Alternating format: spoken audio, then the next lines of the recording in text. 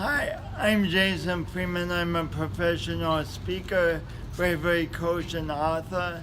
And I just had the pleasure of coming to Nadirah's book signing and coloring, and it was so therapeutic.